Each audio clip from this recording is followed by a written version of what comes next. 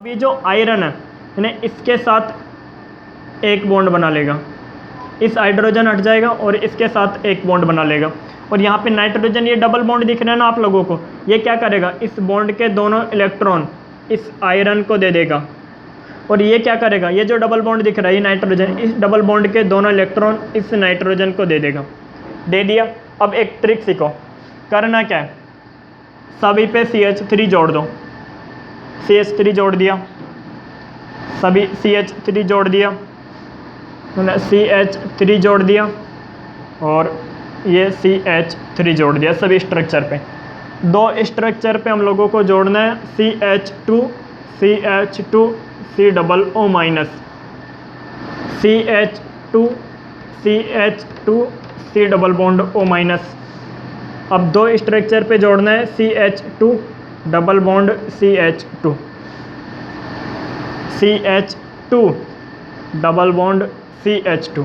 ये स्ट्रक्चर है मायोग्लोबिन की। यदि आप लोगों को दिक्कत आ रही हो तो पूछ लो और कमेंट में लिख देना कहीं पर भी डाउट आए, क्योंकि बहुत इंपॉर्टेंट टॉपिक है और आ सकता है एग्जाम के हिसाब से भी। यहाँ पे लिख लो मोस्ट और डबल बार लिख लो, चाहे मोस्ट इंपॉर्टेंट टॉपिक है, आ सकता है। एक्चुअली यानी कि मेरे मोबाइल में 40 मिनट के बाद में वीडियो बनता नहीं है, फिर अटकेगा, तो इसलिए मुझे जल्दी बताना पड़ेगा। अब ये जो बीच की जगह होती है, यदि हम इसको हटा देंगे, ये बॉन्ड वगैरह को हटा दें, और ये जो 4 पिरोल के बीच स्ट्रक्चर बचती है ना, इसके बीच में ऐसी मेटल आ सकती है ना जिसका आकार 2 एंगस्ट्रॉम कोटि का हो। यदि हम आयरन को यहाँ से हटा दें और ये जो 4 पिरोल के बीच में ये बीच के जो खाली बचती है ना, इसके बीच में ऐसी मेटल आ सकती है ना जिसका आकार 2 एंगस्ट्रॉम से छोटा हो, ना जिसका आकार 2 एंगस्ट्रॉम से छोटा हो, ना छोटा हो। अब एक चीज़ समझना, 2 एंगस्ट्रॉम से छोटा हो, यहाँ पे CH2 है, ठीक है ना। इसमें क्या है, 4 पिरोल संरचना होती है। इसमें ये इसके बारे में लिख रहे हैं हम, मायोग्लोबिन के बारे में। इसमें इन्हें 4 पिरोल संरचना होती है। देख, इसमें पिरोल संरचना, ये जैसे एक पिरोल संरचना और ये एक पिरोल संरचना, ये पिरोल संरचना काय से जुड़ी हुई है, CH डबल बॉन्ड से जुड़ी हुई है। ये जो पिरोल संरचना है, ये पिरोल संरचना, ये पिरोल संरचना, ये पिरोल संरचना, ये पिरोल संरचना किससे जुड़ी हुई है, CH single bond double bond से, सिंगल बॉन्ड डबल बॉन्ड से।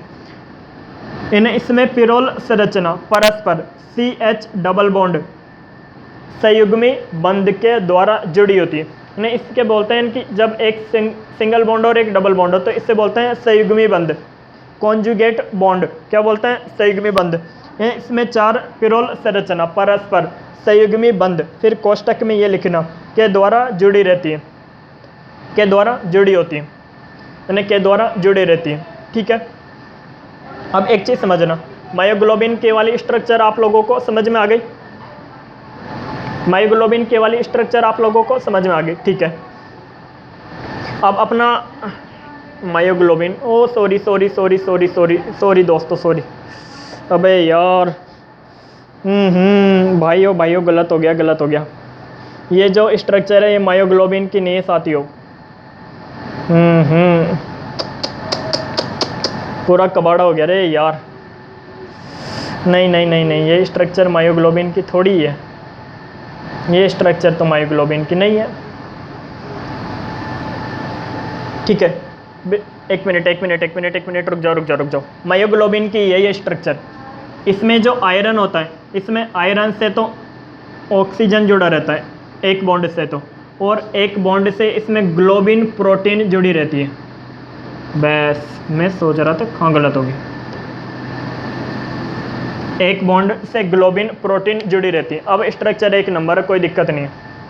मैंने सोच रहा था यार इनकी ग्लोबिन प्रोटीन नहीं आ रही, ऑक्सीजन नहीं आ रहा, तो स्ट्रक्चर गलत होगी, पूरा ही मामला गड़बड़ हो गया ये तो अब आप लोगों को समझना है, ये जो आयरन है, आयरन में इसमें अपन पढ़ी क्या रहे स्ट्रक्चर, मायोग्लोबिन। अब इसमें ग्लोबिन तो कहीं आया नहीं, इसलिए दिमाग खराब हो गया था।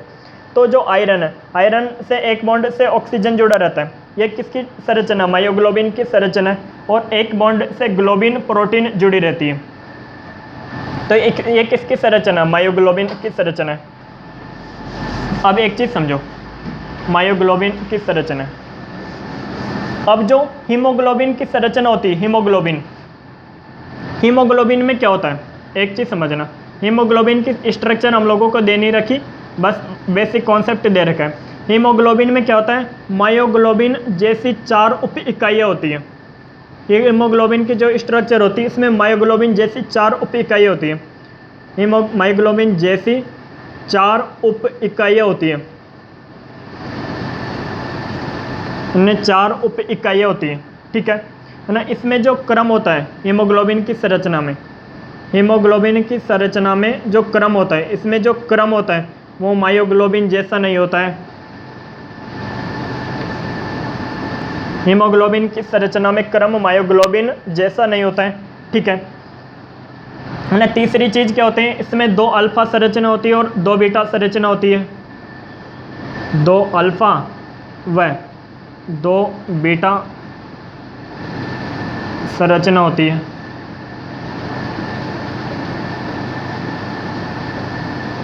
दो अल्फा व 2 बीटा संरचना होती है।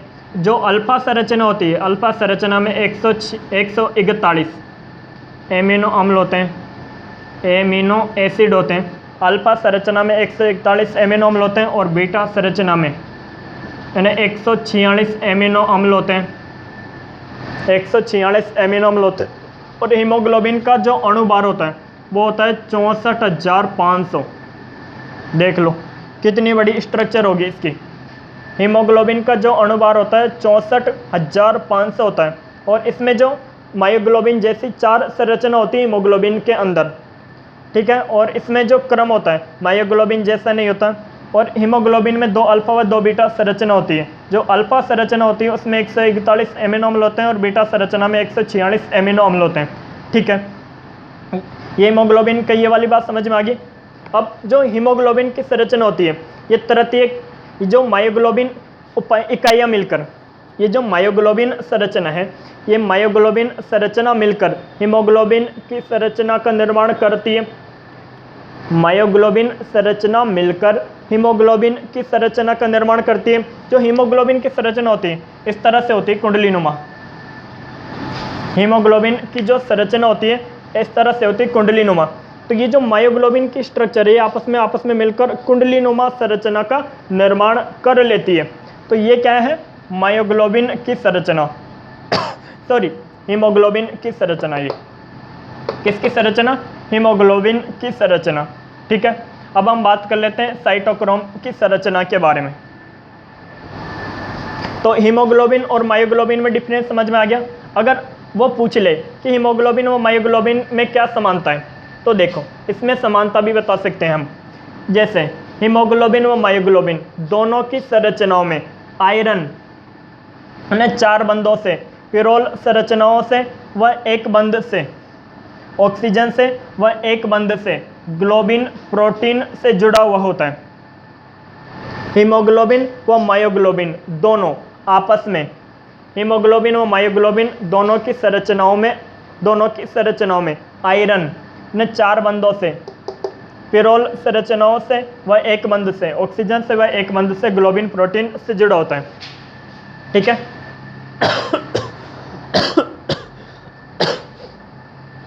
साइटोक्रोम और पढ़ा देते हैं।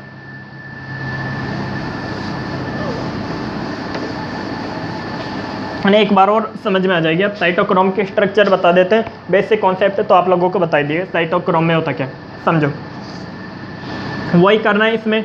मैंने क्या कहा, सब में सेम है, किसी में अलग नहीं है। नाइट्रोजन, ये ऐसे संरचना बना देनी है 4। एक बार और सीख लो, ऐसे 4 स्ट्रक्चर बना देनी है। नाइट्रोजन नाइट्रोजन ऐसे 4 स्ट्रक्चर बना देनी है।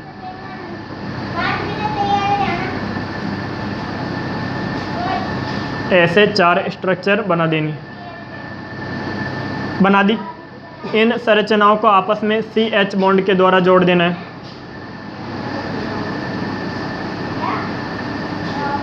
उन्हें CH बॉन्ड के द्वारा जोड़ देना है, ठीक है। इन संरचनाओं को आपस में CH बॉन्ड के द्वारा जोड़ देना है। उन्हें जोड़ दिया। अब हमको स्ट्रक्चर बनानी है साइटोक्रोम की।